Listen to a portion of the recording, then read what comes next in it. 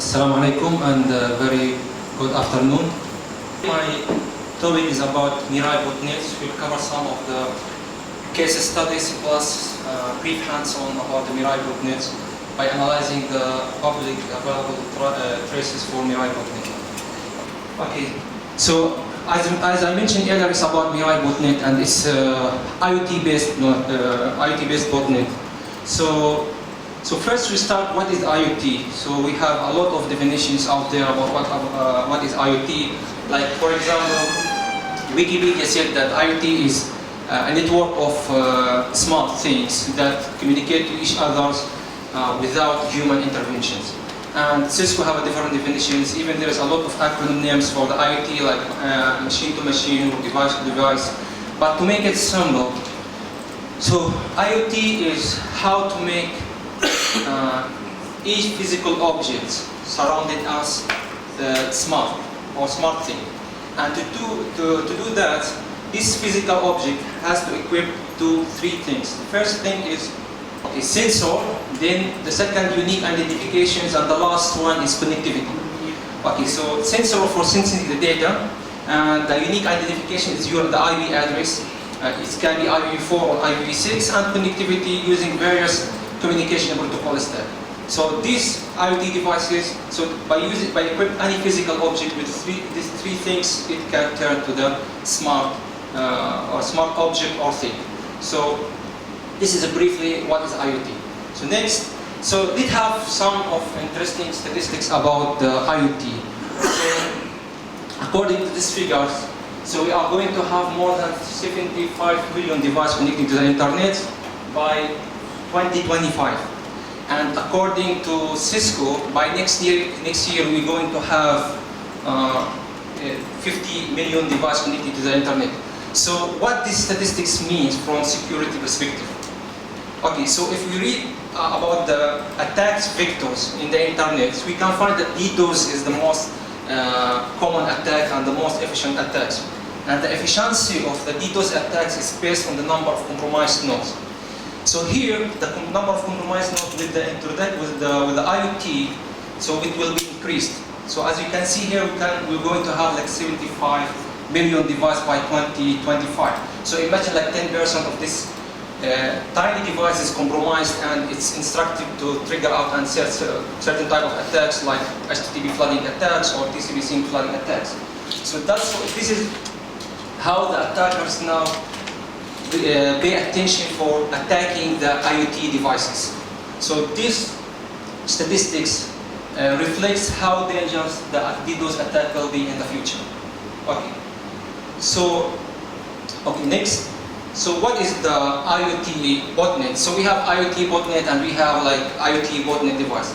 So conventional IoT is made up of compromised computers or laptops. This compromised computer or laptops communicated with the CNC server. CNC server got many architectures like decentralized or centralized.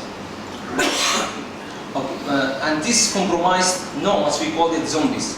Okay, but next, so IoT botnets, the concepts remain same, but instead of having conventional devices like computer or like your laptop, we still will have like tiny devices or smart objects like your CCTV camera, like your smart TV, or your baby monitoring device. All of these tiny devices, okay, it will turn to thin bot.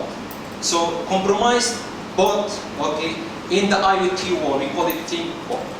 And this word introduced or pointed to David Knight, which is a researcher at Print Research, which is a security company based in California. So he introduced this word, bot thin. So when we talk about the smart devices or tiny devices that are infected by malware, it's a thin bot. In the conventional botnet, we call it zombies. Okay. Next. So here, so every day we read in the news that there are attacking. Okay, there was one attack knocking one website maybe offline, and or we have like breaking into the networks. So we need an real-time attack threats. And in this slide, I will share with you 3 real attack threats. The first one from FreeEye. So actually here, if you click on that link, it's real-time. So you can see here. Okay, you can benefit from this screens, like what are type of attacks, from which region is it triggered, which target, the target for these attacks. So it can give you some statistics about the current attacks. So this is the first one. So the next one is also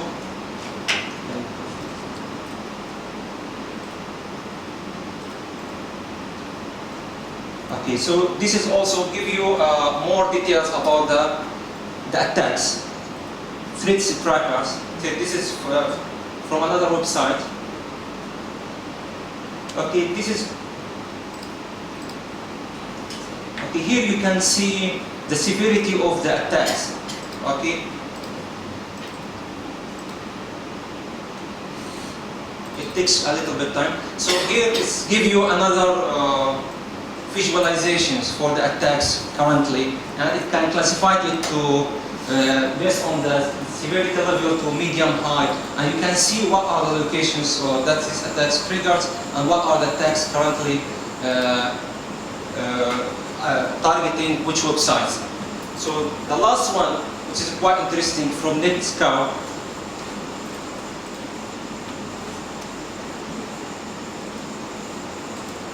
Okay, so this is a large website. So this gives you the attacks, but it also allows you to filter and give you some summary, some statistics, actually interesting statistics about the attack that is performing currently. So if you click on this,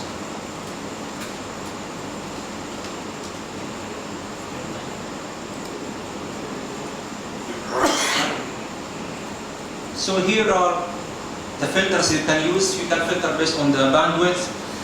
You can filter based on the TCP connection. If you scroll down, can you scroll down this? You scroll down. You can see also the source. If you click on the sources, based on countries, click on countries, the first one, right here. Okay. So we can see from the list, the number 1 is United States.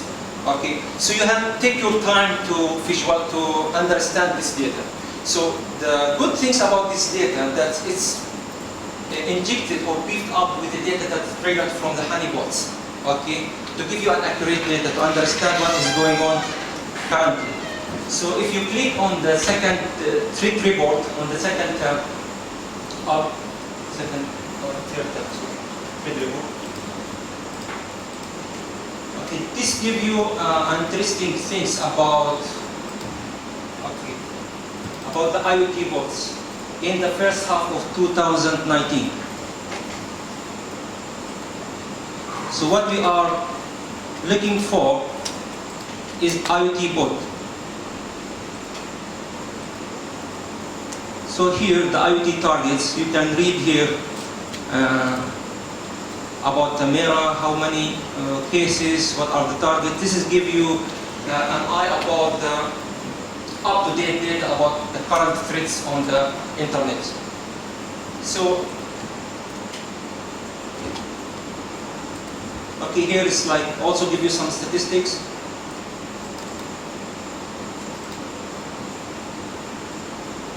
Okay, so you can go through this report. This is for first half. So by December, the second half of 2019, it will be released. So this website also give you a very interesting statistics about the current attacks, okay, and very detailed report. You can also check out this website. So back to the Mirai botnets. Okay, as I mentioned earlier, there are a lot of IoT connected devices, right? So the attackers want to attack this botnet, and the popular incidents that's triggered these IoT devices is back in 2016, and it's attacked by a malicious code called Mirai Botnets. So what is Mirai Botnets? It's a self-propagating malware, and when we highlight self-propagating, it's actually intersect with the behavior of network war. Self-propagating propagations means that the malicious code will spread in the network without human intervention. That means if it infects one of IoT devices, it will look or search for another device to infect it. Okay. So Mirai Botnet is a self-propagating malware. So it's target different architectural processor for IoT devices, and turning them into, as I told you, bot thing. You can call it bot thing. You can call it as a compromised device. So Mirai Botnet could infect poorly protected devices. That means the devices that use default factory username and password. So when you buy your smart TV, the most important thing is that you want to make sure it's functioning. Once it's functioning, I leave it. So I'm not bothering to update the username and password. And if you see the Mirai Botnet is very effective, but if you look to the mechanism that Mirai Botnets operate, it's very simple. And it's used very old attacks. And I will show you later what are type of attacks, and you will be surprised that this sophisticated or this Mirai Botnet, which affects almost the entire the high-profile companies, is based on very simple attacks. Okay. So here also to confirm what I said earlier, so a lot of researchers deployed honeypots to understand or to analyze the behavior of honeypots. And this is one of the findings. He said it's usually not sophisticated. So this kind of attack is not sophisticated. It's very simple. Okay, and I will share with you later what are the attacks vector for this botnet. Okay. So but it's working in, let's say, in low rate behavior that makes the users not aware that they are infected with this kind of malware. So 30% of these attacks are Mirai botnets. So it's Mirai botnets got a lot of attacks. So Mirai botnets was in 2016, but 2016 more, there are a lot of attacks based on this malware. Okay, next. So we talk about Mirai attacks. The main things is DDoS attack. And previous DDoS attacks, we have compromised bot things, okay, that trigger certain type of attacks to the victim. However, this DDoS attack that triggered from bot things, okay, is unconventional, because usually we have like 65 volumetric traffic, 80% TCP states. But when it comes to the Mirai, compare these statistics, like we have 65 here, we have 35 volumetric, we have 18, we have 32 TCP. So it's unconventional TCP attacks, DDoS attack. So why Mirai botnets gained that popularity? First thing, it's hit a high-profile company. The first one, the Mirai released on 1st of August 2016. Okay, one of the attacks targeted crypts on security. It's a blog, and the author of this blog is Brian Cripps, which is a journalist that investigates the criminal incidents. Okay, imagine that I have a blog, I'm investigating the security, and it's being attacked. So it's going to be like very embarrassing, right? Like you are claiming that security specialist, and you've been targeting with, let's say, spam or phishing email. And you are a security specialist, right? So how come? So this, when attack triggered crisp on security, which is a blog, if you type in Google crisp on security, you will find a blog always discussing last security incidents. And it's also it's the largest DDoS attacks that's disclosed to the public. It costs 623 gigabit DDoS attacks. The second, this is in 21st of September, so it's continuing in October. It's also, or say in October 21st October, it hits DYN, which is a DNS provider. So the problem of DNS provider that it's host very high-profile companies such as Netflix, Amazon, and get hot. And this is not the problem. The problem that attacks prolong for 1 hour to 5 hours long. So imagine that high-profile companies goes down from 1 hour to 5 hours. So the last incident, which is related to Lone Star, which is a telecommunication operators in Liberia, this attack target this company with 345 attacks. Okay, that claims that Mirai sustainability take down the overall Liberia's internet connectivities. Okay, so these 3 incidents makes that Mirai Botnets, okay, very popular. 2017, the author of this Mirai Botnet quoted, and I will explain later why this author quoted. So this is some of the Mirai global distributions. So the Brazil one is number 1, all the way to Argentina, which is the lowest and the Mirai infected botnet. So how Mirai works? So if you wanna look to the Mirai mechanisms, it's work in 3 stages. First, scanning. Okay, so this scanning is the first step for any malicious code. For let's say wall, the first step is information gathering by using network scanning. If you are talking, let's say, botnets, also network scanning. So there is intersection. The behavior is the same, right? So it scans the tiny devices, look for the telnet port open, 23 or 2323. Okay, once the port is open, they do brute force dictionary attacks. So Mirai botnets use a predefined pair of username and password that represent the default username and password for the factory devices of the botnet. So if it's success of its got the credentials true, so it will send to the bootmasters and it will start the infections. So the infections, the malicious code will be deployed on the RAM of the tiny devices and it will remove itself from the bot. That's mean if you reboot your tiny devices, the bot will no longer exist in the smart devices. However, researchers mentioned that it's need average of 10 minutes to reinfect your tiny devices. Okay, so this is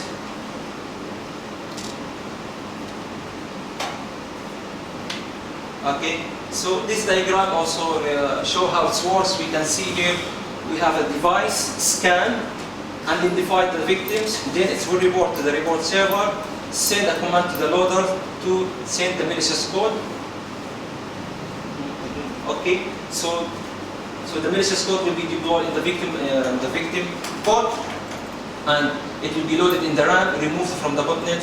Then the CNC will send the instructions to perform certain type of attacks. So here, the Mirai attack vector. So if we see the destructive impact that resulted from Mirai botnet, we thought that, at the first time we thought that it's very sophisticated attacks, it's used very advanced attacks, right, which is unconventional. But if we look to the attack vector of Mirai, we can find it classified to 2 types, brute force attack and DDoS attacks. Okay. We'll discuss both of them shortly. So here is Mirai attacks, brute force attacks. So it's quite old attacks, right? Actually, it's trying to guess what is the username and password of your devices, or try to take the key, or guess the key to use for encryptions. But for Mirai botnet, it's used to guess the username and password for the IoT devices. And this is snapshot. This is from the Mirai code. Okay, later I will share with you the source code of Mirai Botnets.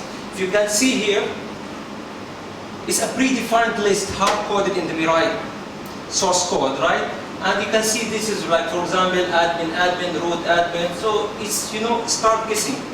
So first I will make sure that the telnet has the port 23 is open or 2323. After that I will figure out the brute force dictionary attacks using the predefined dictionary that you have. So, as I told you, the DDoS-based attacks used by Mirai bots. You know, it's not something that is very advanced, even though that cause a destructive impact. But also in the source code. Okay, when I open the source code, I find 10 attacks that is hard-coded on the source code, which is quite simple. You know, I believe most of you is familiar with what is DCP, what is HTTP flooding attacks. All of these attacks is that represent the attack vector of Mirai botnets. So if you see DCP flooding attacks or HTTP flooding attacks, if you are, you know, you are a security specialist at low level or at the beginner stage, you can differentiate between these, right? So we'll see how we can analyze the Mirai botnets and detect the TCP thing or HTTP flooding attack or acknowledgement flooding attacks. And this also, the attacks is snapped from, this is the source code, from Mirai botnet, right? So you can see all the attacks is already here. This is the problem. You know, having the source code or post the source code online, okay, lead to new variants of Mirai botnets. It can easily adopt it. From here you can download the Mirai botnets, right? And the variants of Mirai botnets, or let's say the adoption of Mirai botnets, the simplest things you can do, you can go back here. You can go back here, for example, and you update your dictionary. You add more, you know, pair of username and password. Yeah, you can update it, and you can do it. Okay, I'll show you the source code now, how easily the code is structured. You can, I mean, there is a folder for bot, there is a folder for CNC. You can play around and try for research purpose only. Okay, so I told you, if you try to download this website, I think your web browser will block that source code. Will block it. Okay, but I have it here in the machine. So I will show you quickly.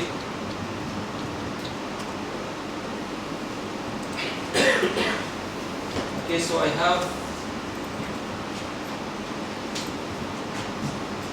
Okay, so this is the source code. As you can see here, this is the folder Mirai botnets, and you go for bot. And two things I want to show you. The first one is the attack, to show you the attacks vectors. Click, and this is the attack vectors. You can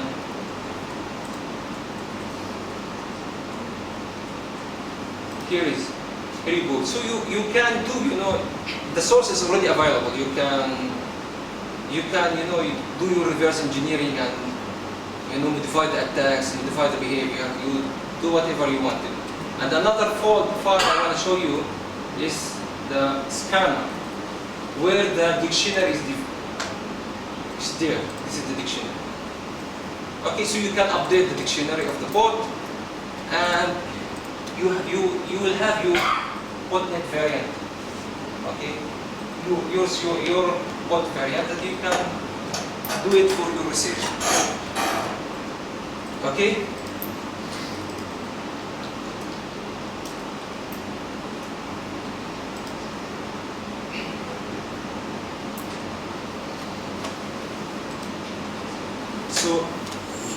So these attacks that trigger from botnets, what makes it very efficient? Two reasons. First, we have a lot of compromised nodes in the IoT networks. Okay. Second, it's triggered from unusual or unexpected source. And if we talk about the conventional botnets, which, you know, your laptop or your PC involved in the attacks, so when you finish work your laptop, you switch off or turn off your PC, right?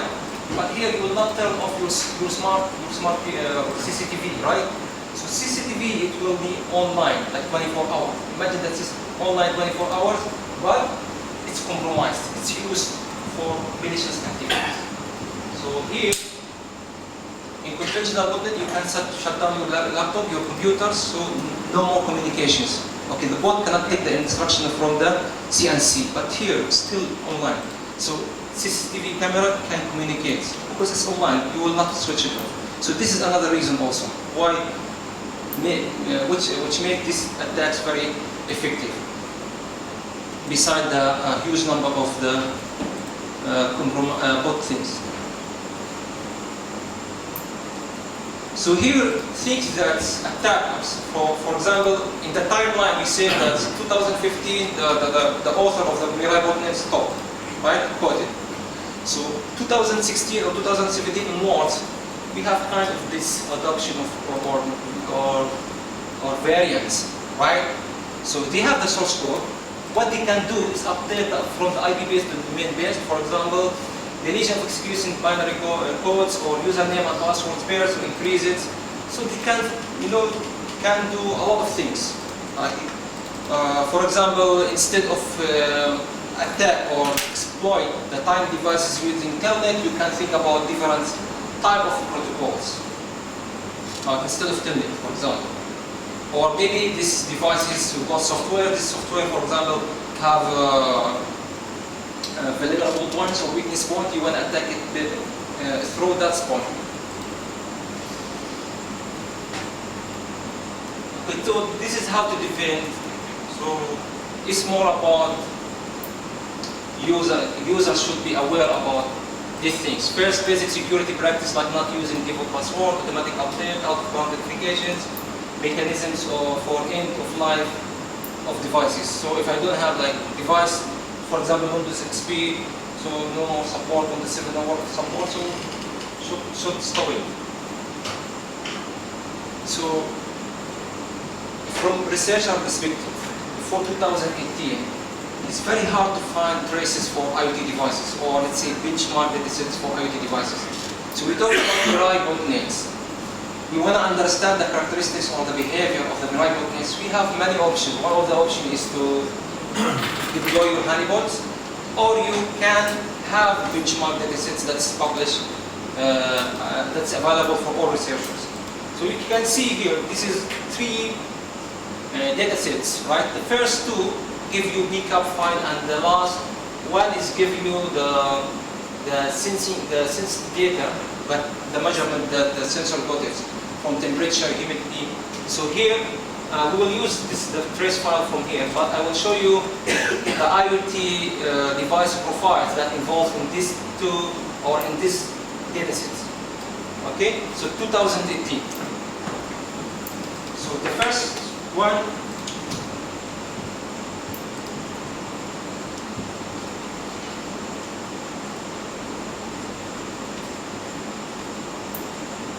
So this is the datasets. You can click here and you see the IoT profile.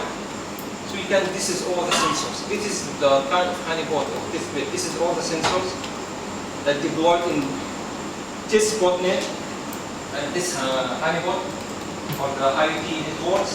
And you can have a lot of trace file here. Estimated traffic, a mix of estimated and non-estimated traffics. You have also the only estimated traffics. You can download the backup files, and here, if you click here, you will get a very detailed description about attacks that involved in this trace file. So this is experiments. You can have a look. Okay, so you can see. So how this data will help you. You develop your mechanisms, you develop your security policy, and you test it out using these data sets. So if your testing mechanisms or security policy able to detect this traffic and the alert is in line with this data, that means your true positive is 100%. But if you're unable, that means there is something wrong. So you have to modify. Okay, so I believe that all of you download this file. So download this trace tool. Okay. The first step after scanning is brute force attack. Try to guess the telnet username and password. And if you download, this data comes from the first dataset. Okay, so we want to see how brute force on telnet working using Wireshark. So you have this trace file.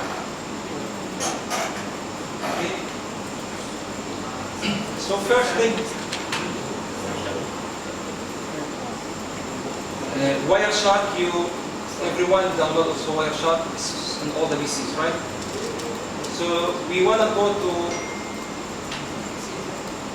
trace 2. We want to open host brute force 1. Okay. So this is the traffic. The traffic is given from that's the string. So let's see we filter the traffic based on the telnet. So we have two options, right? So we can type telnet straight, telnet protocol, and you can click here. It will list you. Sorry.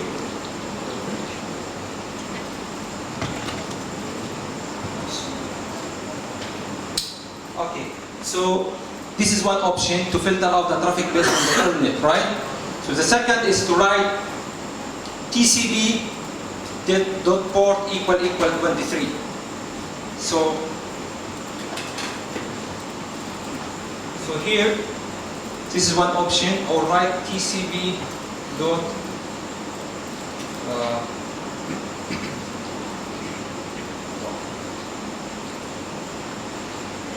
23, which is telnet.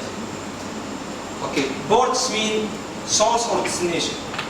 Okay, so here you can only have the telnet traffic. So because the Mirai Botnet, the first step after scanning is want to do brute force attack, right? So brute force attack again is about the guessing username and password of telnet. Okay, so here we go, this is the whole traffic, but if you see, type here again telnet and click OK. So we see here we can find telnet data, right? And you click here, you can start that this is the first data, for example. And this is data here, got like another data. But this is one, username. Okay. So again, here root. I will start suspect. So first try root. So another one is OOT, for example. Try another OOT. This is another data. So try another username, admin, right? So there is a guessing process on the way. I mean, when you capture the traffic. But the interesting part here, if you scroll down all the way here, okay? So when you see that when you set username Anbar, for example, it will send you character by character Anbar. So you want to do the TCP stream for that traffic. So in Wireshark, here you can click right and flow and click TCP, and you will get the entire thing. You will get the root and the username, the password. Because telnet, the username and password is not encrypted. Here you get, imagine that you try to log into your username and password, telnet account, and someone captured the traffic. I get your username and password. Very simple. Okay, but this is the normal. So even you see the directory of telnets is okay, everything's fine. Okay, so this is a brute force attack. We able to see that there is guessing. First time is admin, second is root, third is another type of data.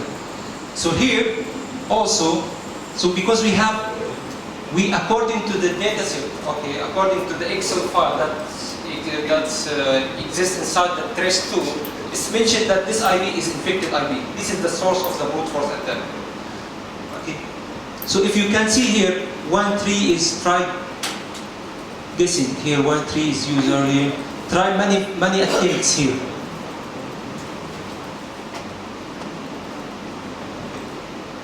So this one. So this is 2.4 is normal. 1.3 is the one who is the source of the attack. So here is root. Another username password. So the IP which ended by 1.3 is the suspicious one. 2.4 according to the labeled dataset is not an attack. You can refer to this Excel file. This one, dataset description. Okay, so refer to Mirai brute force 1, which is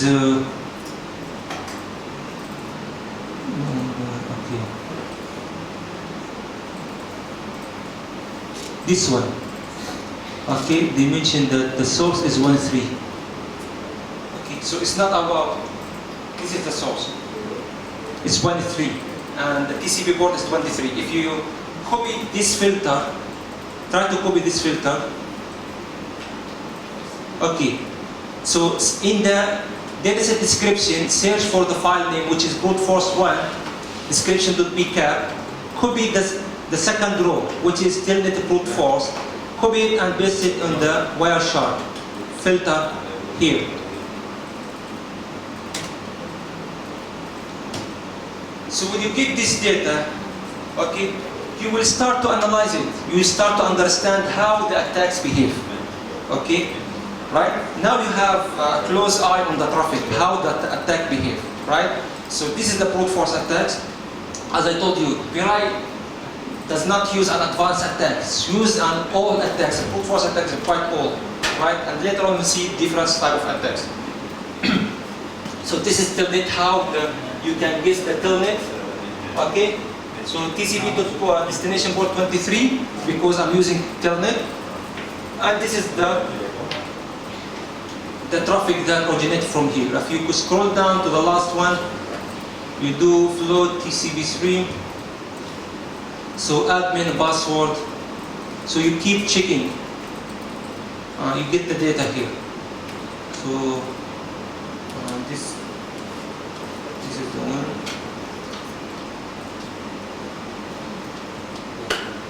So you will notice that this 1.3, okay, is the one, the IP address which is guessing the username and password for the telnet. That means it's suspicious behavior. So I have to take an action. With the presence of Mirai botnets, means it's bot thing. Okay, so try to exploit your time devices and gain access.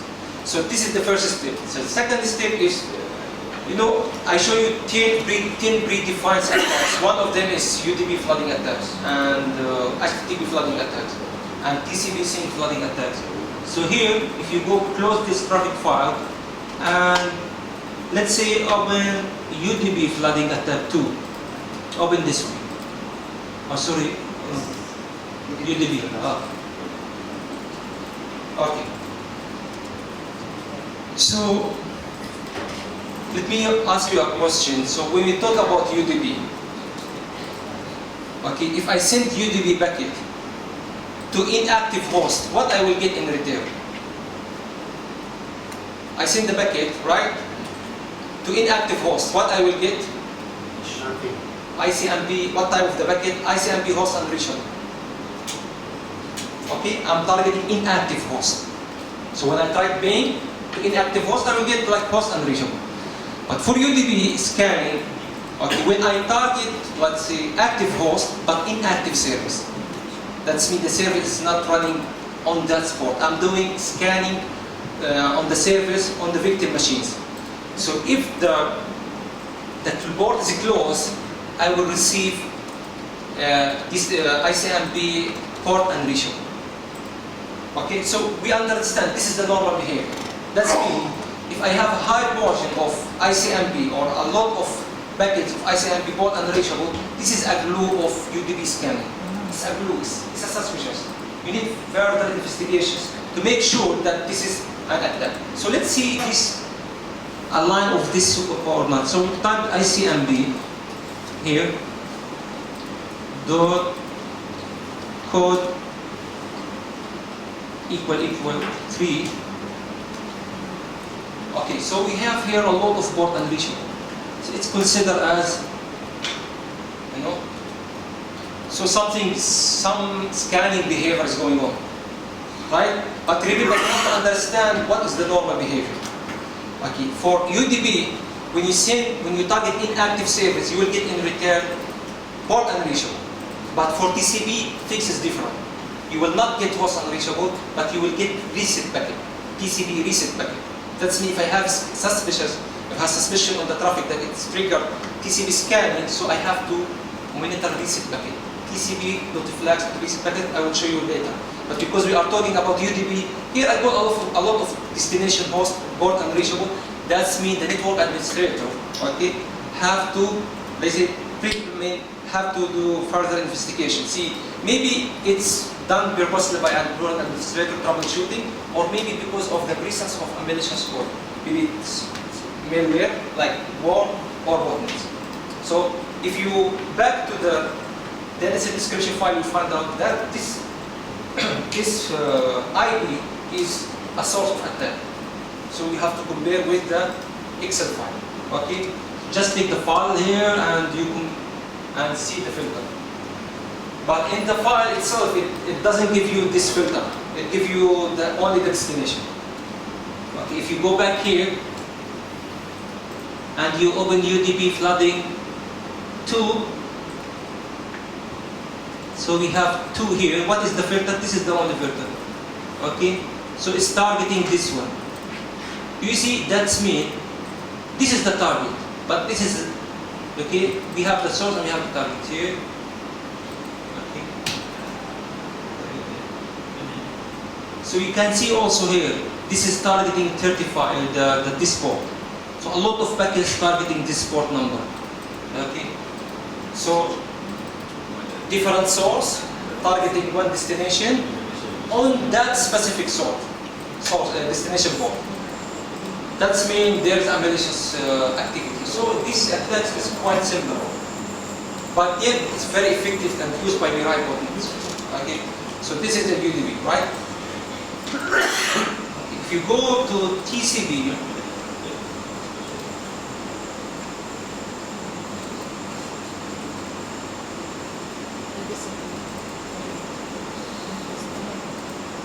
okay, so TCP flooding attack. So you have the dataset description, the filter for all the data. And in fact, you can download the datasets. We have 3 datasets here. And the one I show you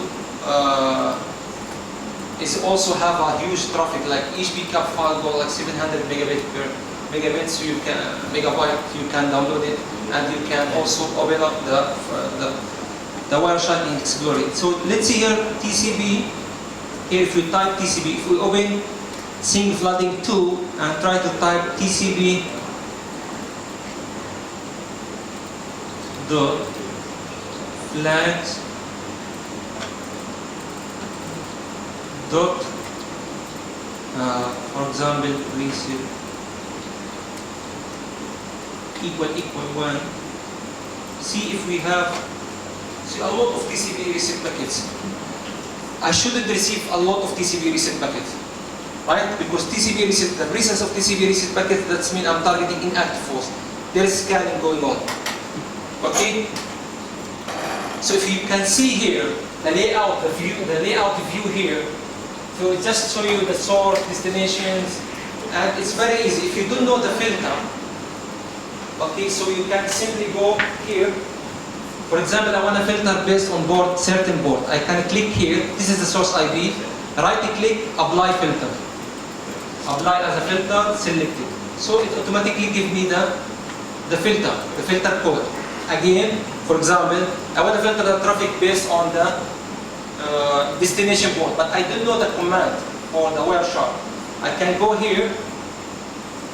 For example, this one, or let's say Internet Protocol, I want to see the source port. This one, right-click, filter. So it will give me the commands here and you can explore it. So another interesting part also, is it clear? Okay, another interesting part is you can also have, sometimes it's not all the filters is available here, right? It's not available here. Okay, to do your customized filter, I can go edit here, preference, and I can go column here, and I click mine. For example, click new column like my filter 3, and here I specify is a custom, and you can have what type of column you want. Here you have a variety of options. Okay, so for example, if you want to filter based on,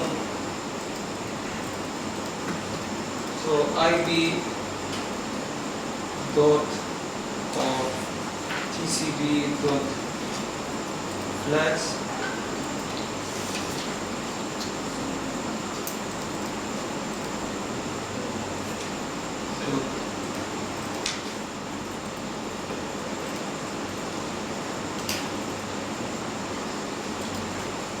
So here I want to see reset flags is set. So I can create a filter and click on. So I will put it here. Okay. So this step is very, very helpful. Why? Sometimes you need to take the filtration one level up. That's mean you want to do a deep analysis for it. Maybe you can use this third party, like if you want to import this traffic to database and use it. If you select queries, for example, number of distinct IP, what are the frequency of these IPs. So using Wireshark, it will not be helpful. So the good things about Wireshark, after you identify all the columns here and the filters, you can file and you can export bucket as CSV file. Okay? If you export your bucket as a CSV file, you can import it in any database and you use select query, right? You will know the frequency of the IP. So the frequency of IP is very important. It's a good clue for detecting DDoS attack or those attacks. For example, here I want to see my trace and I save it here. So I got this file open.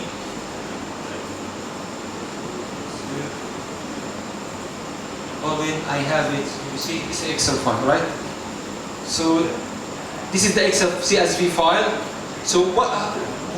For me, I mean, for my personal experience, I usually import this CSV file to the database and do the queries. That's for my viewpoint that I feel it's very helpful for me.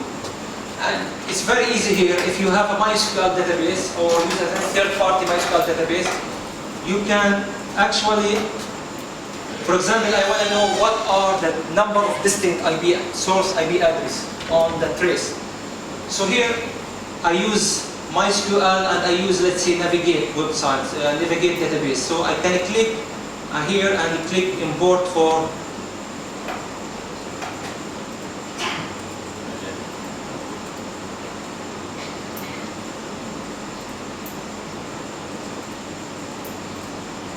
with the simple steps. I have already my data imported in MySQL database. So I can use these queries now. So whatever question that you want to ask about the frequency, number of distant IP, number of packets sent by each source IP, so you will get it here. So click here, my trace, you will get this data, for example. Okay? So here, so let's link it to the reality. When we talk about DDoS attack, that's mean I have different IP attacks from different places, location independent. Like I have IP from from China, from Vietnam. So I need a number of distinct destination IP. So like Wireshark is quite difficult, but maybe using third party or any tools, like maybe use any programming tools, I can get it like simply query here.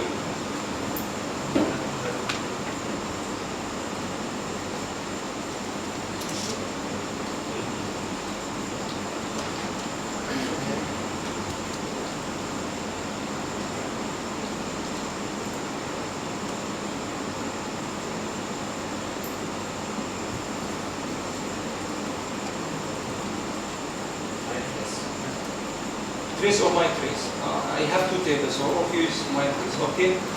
So that means this is the unique IPs that I have. Okay, from my trace I have this one. So I say trace. Okay, I have this one. Okay, that means this is the unique IPs that I got it, right? So, for example, I want to say count.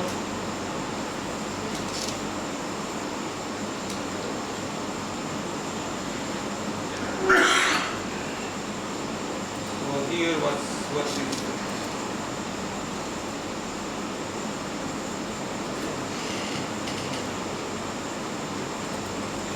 Okay.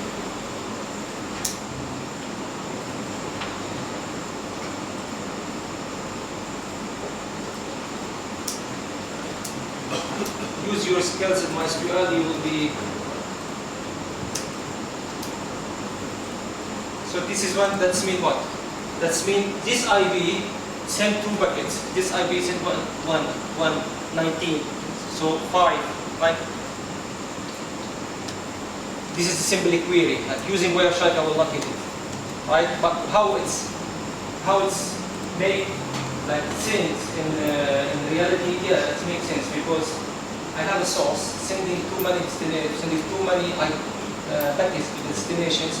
That means it's considered as suspicious, not confirm 100%. Still, you have to do more investigation. That means it's okay. So using the recap file, you can analyze it with simple like Wireshark. If you feel like you need a further data, you can read the recap file or read the convert it to CSV file, import it in the database, and get your data. So here we analyze the traffic brute force attacks and TCP sync and also the UDP flag attack. So the most important things are here.